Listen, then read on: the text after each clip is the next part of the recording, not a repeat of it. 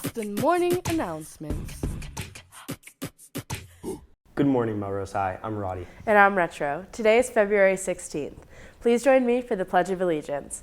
I pledge allegiance to the flag of the United States of America and to the republic for which it stands, one nation, under God, indivisible, with liberty and justice for all. To all students, if you're interested in helping out for our annual Peanut Butter Valentine's project, a small group of students in the National Honor Society are looking for volunteers to help with a peanut butter-focused food drive for a local pantry.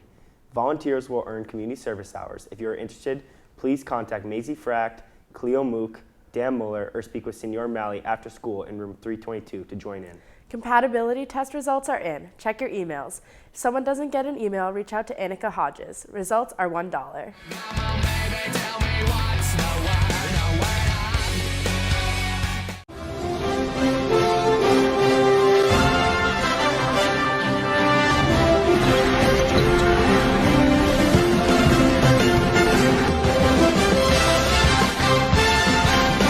Hello and welcome to March Madness of Books. I'm your host, Jack. And I'm Dylan. This year our librarian, Miss Magoon, is kicking off a challenge for the month of March.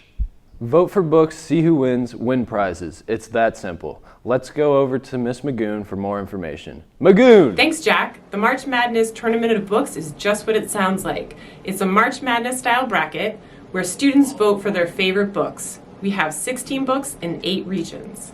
First up is the horror thriller region with Hollow Fires versus The Getaway. In the stories and verse region we have We Are So Good at Smiling versus House Arrest. In the fantasy region it's Shadow and Bone versus Six of Crows. In the mythology retelling it's Bull versus Medusa.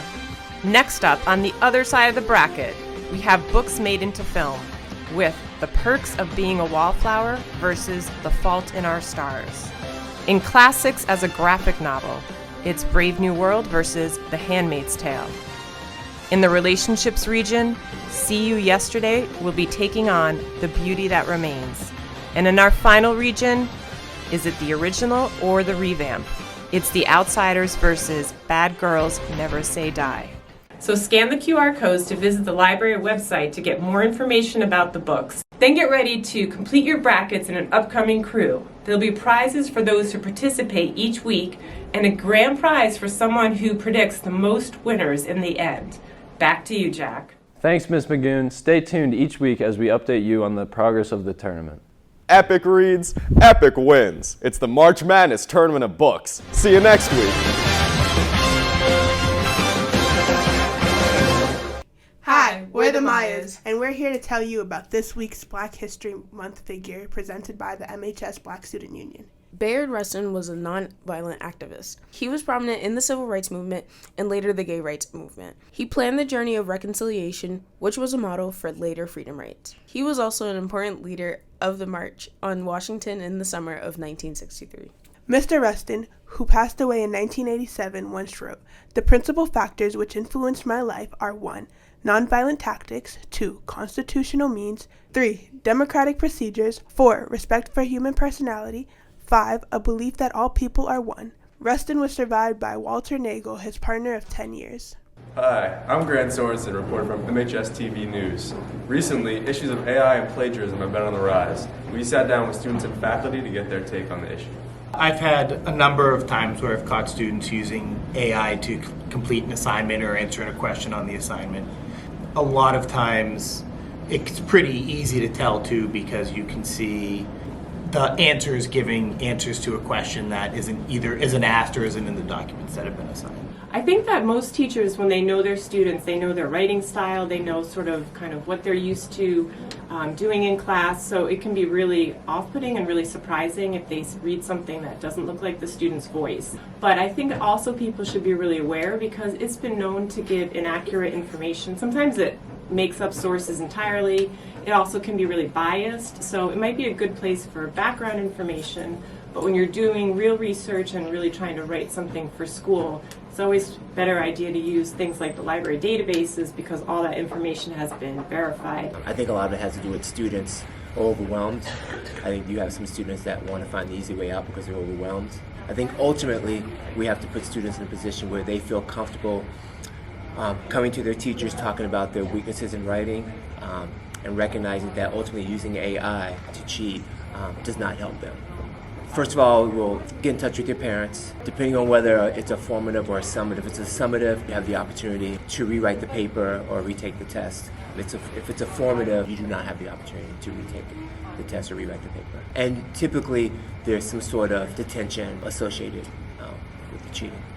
I think ChatGPT is a useful tool. When you ask it questions, it shows you the whole thought process of how it comes up with its answer. If you figure out the process, or if you want to summarize something, you can put in a big body of text in a ChatGPT, and then it'll summarize the main points for you. And it's just overall a helpful tool. I do see AI actually being more of a useful tool than just a method for cheating. I think right now the problem is teachers and people in the school and education system have to find that balance, the correct ways of using AI in the real world versus just using it for a quick answer or a way to write a paper. I think there's a lot of things that AI will be used for in the future. I think obviously with education it's something really interesting and exciting, but I also think we just need to be aware of using our own critical thinking skills and our own sources, probably through the library when we can. While the future of AI remains uncertain, students and faculty have expressed that certain applications such as ChatGPT may have certain practical and helpful uses beyond just plagiarism.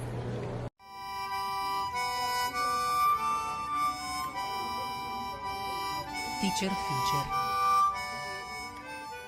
Bonjour, I am Madame Auvergne, French teacher at MHS. I started this past year, so my first experience teaching high school before I was an early education teacher. My favorite thing about MHS, my students. They are the best. They're almost as good as preschoolers. And fun fact about me, when I moved to Boston from France, I became a French tour guide, well, bilingual tour guide in Boston. I lead historical tours.